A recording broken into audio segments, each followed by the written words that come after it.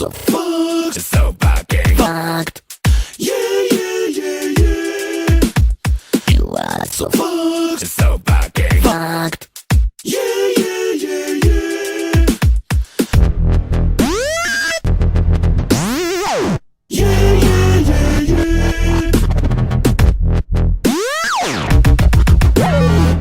Yeah, yeah, yeah, yeah.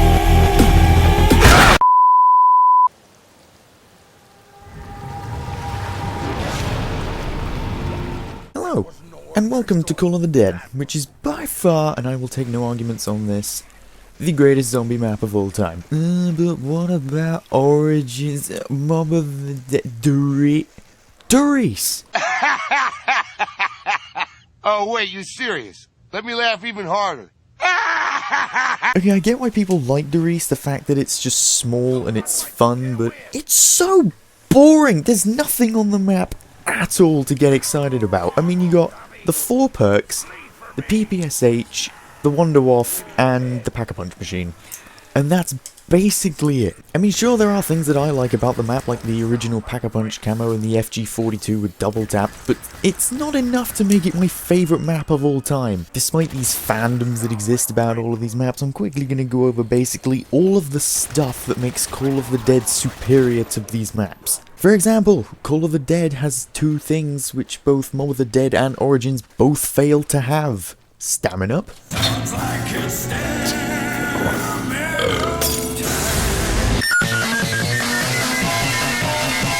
And also PhD Flopper, which has a couple of names including simply PhD, everybody do the flop, but my personal favourite is Jump and Slam.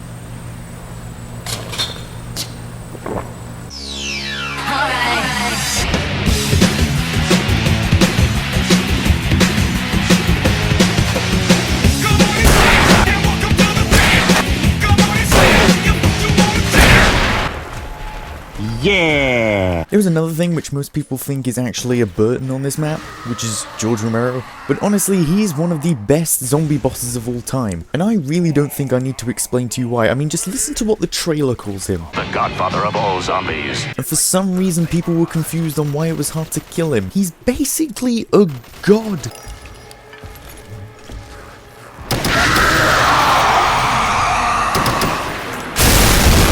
Although saying that, it's not impossible to kill George Romero. I mean, while getting clips of this video, I was able to kill him 5 times in a single game. And like all the other zombies in the game, you can kill him in many, many ways, whether that be with a knife, spraying him down with endless bullets,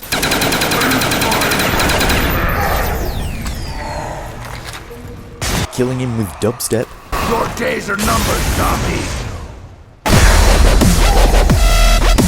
Or even semtexing him to death. Speaking of the whole semtex thing, when I actually killed him with it, he actually ended up glitching out by going in water but then not submerging himself in it. So he ended up walking to another area of water at his normal pace, not chasing me. And I gotta say, when he's not chasing after you and being really daunting and scary, you just look at him and you think, this poor guy.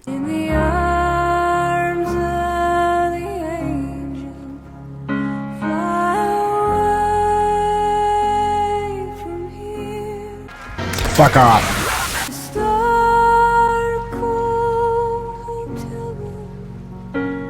Where'd he go? Call of the Dead also contains one of the greatest zombie weapons of all time. The VR-11. I'm just kidding, I don't even know what the VR-11 does, it just kind of does this. Suit up!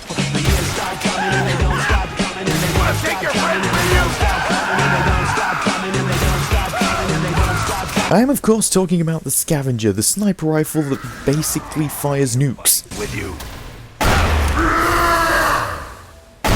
And I don't know why people hate on Call of the Dead when it has all these amazing features. I mean, I can't think of another game out there besides the Saints Row series that allows you to kill your enemies via the power of dubstep. You mind taking some of your buddies with you? Oh yeah, and if I'm gonna give you a tip on what to do on this map, is never shoot George Romero. Why shouldn't I shoot George Romero, you ask? This is why. You are a fucking piece of shit! However, I will give one exception on Shooting George, and that is if you get the Death Machine. Death machine.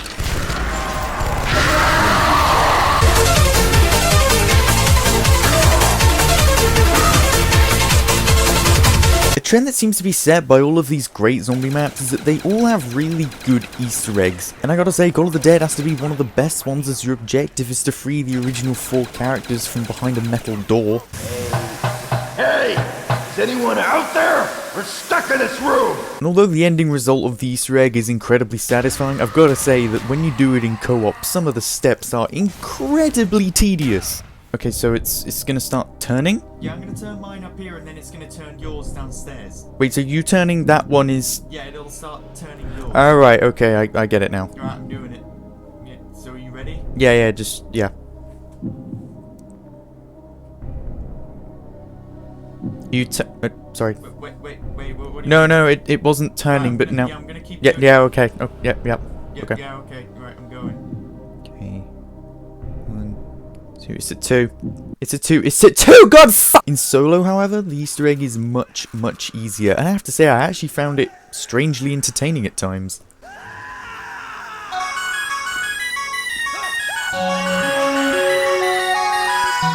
And because the creators thought that a bronze achievement wasn't really enough to satisfy the player on completing this Easter egg, the guys behind the door also give you a Wonderwolf DG2 when they leave.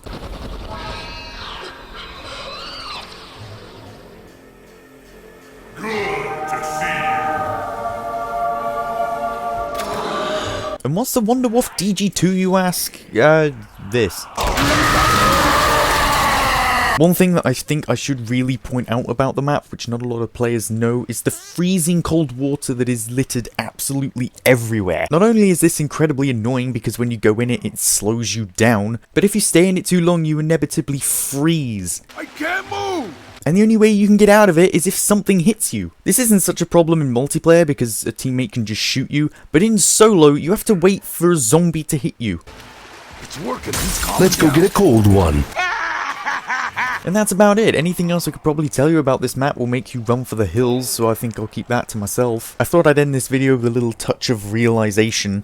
The reason people used double tap back in Black Ops 1 wasn't because it was extremely effective, but simply because of the way it made you feel. First blood, double kill, triple kill.